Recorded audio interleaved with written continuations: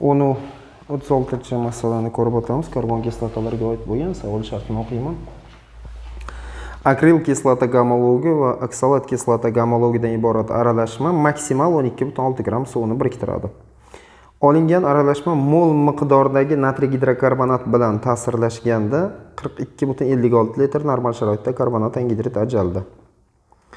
Xuddi shunday aralashma yondirilganda 233,2 gram karbonat angidrid hosil bo'lishi ma'lum bo'lsa, dastlabki aralashma tarkibini gramda aniqlang debdi. Yaxshi. Demak, bizda ikkita karbon kislota bor, akril kislota gamologi hamda oksalat kislota gamologi. Akril kislota o'zi formulasi H2SH bo'lishi kerak. Uni gamologi deganligi sababli nechtadir molekulasi metilen guruhga farq qiladi. Nechta metilen guruhligini bilmaganligimiz sababli CH2 dan enta hamda COOH. Endi keyingisi bizga berildi. Oksalat kislota gamologi. Unda ham nechtadir metilen guruhga farq qilishi mumkin. Bir xil bo'lmasligi mumkin, shu sababga ko'ra M. Ana bunday holatda COOH, ana bu holatda ham COOH deb qaraymiz. Maksimal 12,6 gram 12,618 ga bo'ladigan bo'lsak 0,7 mol chiqar ekan, 0,7 mol suvni biriktiradi aralashma.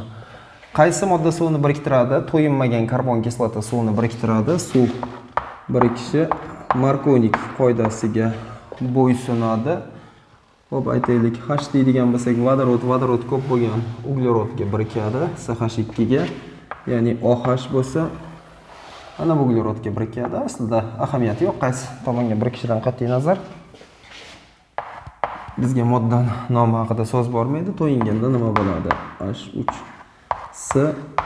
CH OH bo'ladi. CH2 dan enta COOH.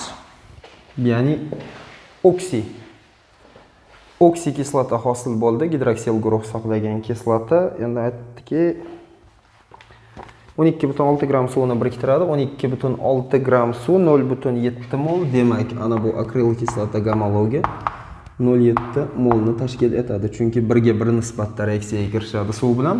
0,7 mol. Savol davomida aytildiki, olingan aralashma mol miqdoridagi natriy gidrokarbonat bilan ta'sirlashganda. Olingan aralashma endi u yerda oksikarbon kislota hamda dikarbon kislota. Ana bunday ko'rinishda yozamiz. H3C CH OH CH2 dan enta COOH. Natriy gidrokarbonat bilan reaksiyaga kirishganda ikkala qismni tepadan yozib ketaveramiz.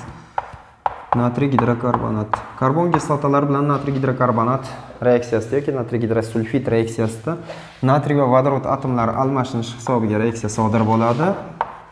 Natriy almashinish hisobiga CH2 dan enta COO natriy. Ana bu qismda ham COO natriy. Ya'ni vodorod birikish natijasida karbonat kislota hosil bo'ladi va karbonat kislota parchalanib karbonat angidrid hamda suvga aylanadi. Keyingi reaksiya ham xuddi shunday ko'rinishda, plus natriy gidrokarbonat hosil bo'ladi. Uning natriyli tuzi H3C CH OH CH2 dan enta COOH. O natriy. Natriy qolib ketibdi.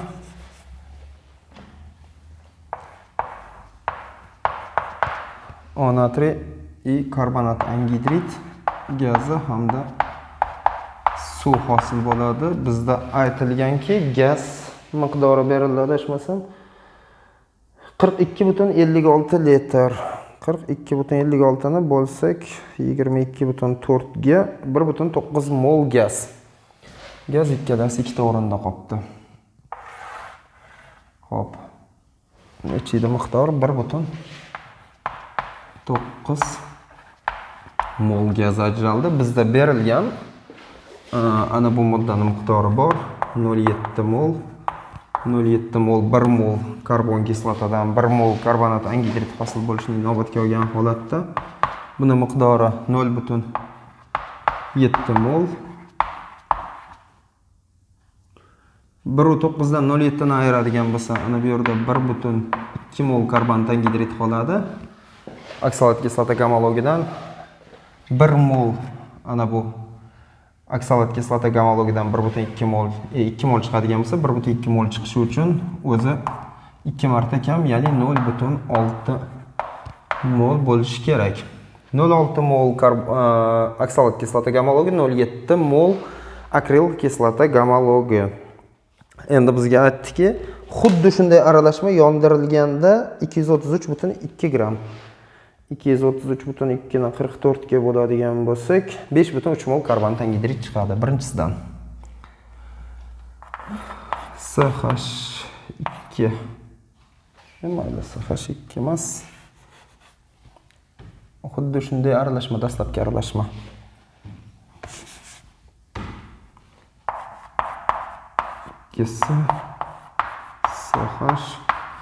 CH2 dan enta COOH hamda oksalat kislota gamologi CH2 dan enta. Hop. Ana buni yozamiz COOH hamda COOH. Yondirilganda, yonish reaksiyasini to'liq yozmaymiz, sxema ko'rinishida ifodalaymiz. Karbonat angidrid molekularida nechta uglerod bor? 1, 2, 3 ta hamda N+.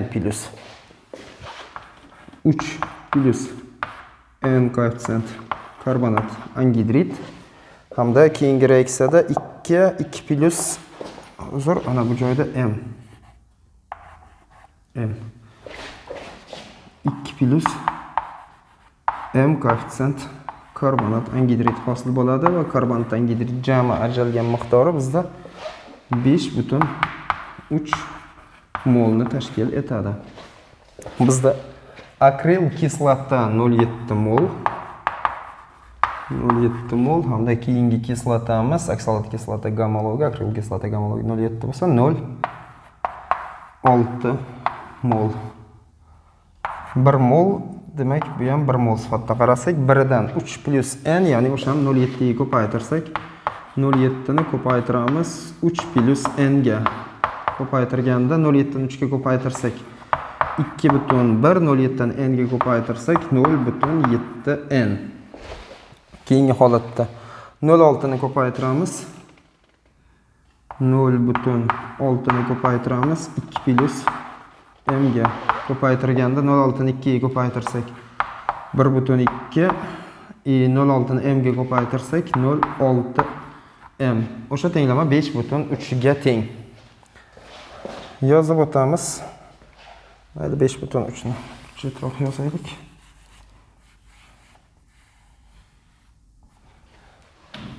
Ikkalasi 5,3 mol. Endi tenglamani yoza olamiz. 2,1 plus 0,7 N plus 1,2 plus 0,6 M. 0,6 M teng 5,3 ga. Demak, 2 u 1, 1 u 2 ni qo'shadigan bo'lsak, 3,3 plus 0,7 N plus 0,6 M teng 5,3 ga. 5,3 dan 3,3 ni ayiradigan bo'lsak 2. Ya'ni 3,3 tenglikning keyingi tomoniga minus bo'lib o'tadi. 0,7 N plus 0,6 M teng 2. Xo'p, ana bu holatda tengsizlik yoki qiymat berish usulida yechiladi. Xo'p, noma'lum N hamda n hamda m ning qiymatlari butun son qiymatiga ega, butun son ko'rinishida bo'ladi. Agar shu tenglamada bitta vergul 10 ga siljitadigan, ya'ni hamma tenglamada barcha qiymatlarni 10 ga ko'paytirib olsak, 0,7 ni 10 ga ko'paytirsak 7n, 0,6 ni 10 ga ko'paytirsak 6m, 2 ni 10 ga ko'paytirsak 20. Tenglamaga qiymat berishni boshlaymiz. Agar n teng 1 bo'lganda nima bo'lardi? M qancha bo'lardi? N 1 bo'lsa, 7 ni 1 ga ko'paytirsak, 7 20 dan ayiradigan bo'lsak, 13 ni 6 ga bo'lsak, butun son kelib chiqmas ekan. 13 ni 6 ga bo'lsak, aytaylik 2 butun qanaqadir son chiqadi. 2 butun 2 dan kattaroq bo'lgan son chiqadi, butun 2 chiqmas ekan. Demak, ana bu holat qanoatlantirmaydi bizni. Qanoatlantirmaydi. Ikkinchi holatga o'tamiz. Agar n ning qiymati 2 bo'lganda nima bo'lardi? N ning qiymati 2 bo'lganda 7 ni 2 ga ko'paytirsak 14, 20 dan 14 ni ayirsak 6. 6 ni 1 ga ko'paytirsak 6. Ya'ni m teng 1 kelib chiqar ekan, bu qiymat bizni qanoatlantiradi. Demak, n ning qiymati 2 ga teng, m ning qiymati 1 ga teng. Endi bizdan so'radiki, dastlabki aralashma massasini hisoblang. Bizda qayerga yozamiz mayli? Dastlabki aralashma m, ya'ni massasi degan ma'noda yozmoqchi edik, mayli.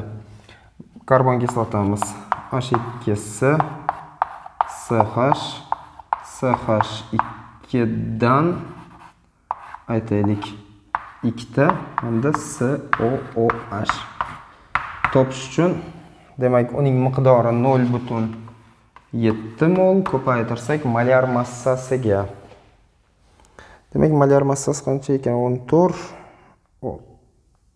13 plus 14 dan 2 ta 28 qo'shamiz 45. Demak, molar massasi 100 ekan. 0,7 ni 100 ga ko'paytiradigan bo'lsak, bitta 0 yo'qolib ketadi. 70 gram akril kislota gamma bo'lgan ekan. Endi ikkinchisi ham bir maxluq kislota ekan, mayli. M HOOS CH2, ya'ni malon kislota yoki propan dikarbon kislota COOH. Molar massasini hisoblasak, 90 ga 14 ni qo'shamiz. 104, demak miqdori 0,6 molni ko'paytirsak 104 gramga ko'paytiramiz 0,6 ga 62,4 gramni tashkil etadi. Agar ikkalasini qo'shadigan bo'lsak, qo'shamiz 70, jami aralashma 132,4 gram bo'lgan ekan. Barchaga rahmat, xayr, salomat bo'ling.